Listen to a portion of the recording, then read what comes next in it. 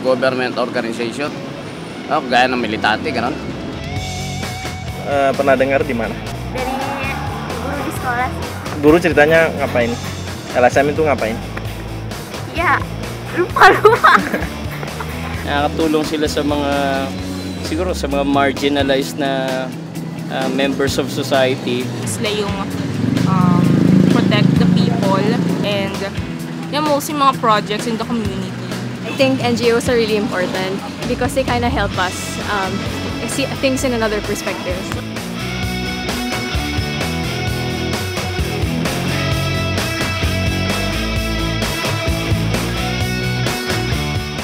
Civil society organizations to me refer to a wide range of people associations that exist in various countries in order to provide benefits, services, political influences to specific group in the society.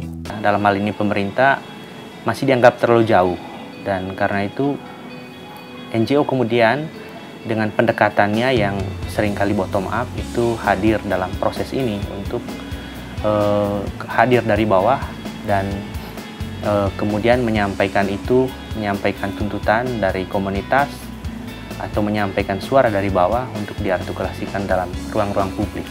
That's a second thing that CSOs can do, which is to be part of policy making and facilitating voices of the citizenry, especially the poor, to get into the corridors of power and into the documents that guide decision making. We expect the civil society organizations to be there and to partner with them in the aspect of data generation and the aspect of monitoring and evaluation, on the aspect of, as I've said, the feedback. Look, if we have a third party looking at how we implement things, then, well, it's more credible, right? That will be more credible. Usually the first stage is raising awareness among citizens and then also raising the alert of particularly maybe dangerous or contentious issues. I think this in turn led to the attention of legislature, and also led to the need for legislation. And I think even in the third role, that is the implementation, the monitoring aspect of it, the CSOs have also continued to play a very important part. Concrete benefit from civil society, from to local people is learning, learning and also capacity building. Also the experience, sharing knowledge, and also access to new information, to new knowledge. There is a growing number of Cambodian organizations and NGO, and especially in the field of agriculture and rural development. And in the agriculture sector, they, on the one hand, they complement to the limited public service provided by the state, by the government. For example, we are able to bring the government to pay more attention to the farmer-led development approach.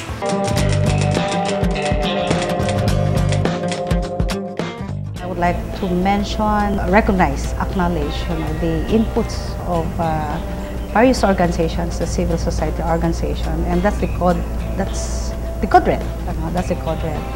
And in the development of the PNRPS, the Philippine National Red Bus Strategy. For instance, for forestry, I have made a cooperation with some NGOs in Indonesia to build timber legality assurance system. It's very long process. It's almost 4 years, but we satisfied with that because we got many ideas from them. And then, based on that, we also give the opportunity for our colleague in the CSO to monitor how the system will be applied in Indonesia. It's very beneficial for us.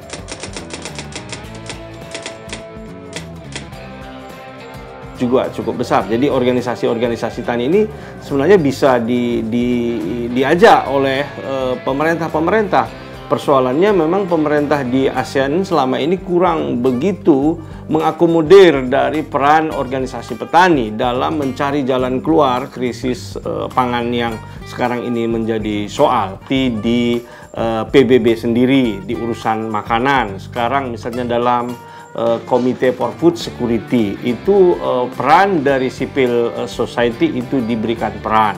I think in the private sector or business sector, the system already well set up. We have a regular and systematic dialogue between the government agency as well as the representative of the private sector or the business sector. While the representation of the CSO to have a more regular and systematic discussion with the government agency, I think we still looking for appropriate mechanism or modality to have a more meaningful discussion. Political engagement means you work on the basis of unity because there are other things that definitely will not agree with them. The good thing about having social contracts first before formalization is that you really get the commitment of people. Government also have age-old biases against people's movements. In the same way that CSOs need to suspend judgment, government personnel and employees also have to suspend judgment so that they can deal with civil society organizations in a manner that is respectful and productive. First, we want the government to not to suspect the NGO and civil society that we are like opposition party. We just only want to contribute to build a society. And I think the progress that we make today, we have to credit the CSOs for a lot of it. I believe that now government is not the only single major institution who can solve all problems related with agriculture. Yeah. Now government should share their authority and their role to solve problem on agriculture. The issue today is how to provide enabling support so as civil society organizations can be better organized, represented, so as to ensure their effective and constructive engagement to move forward the ASEAN agenda.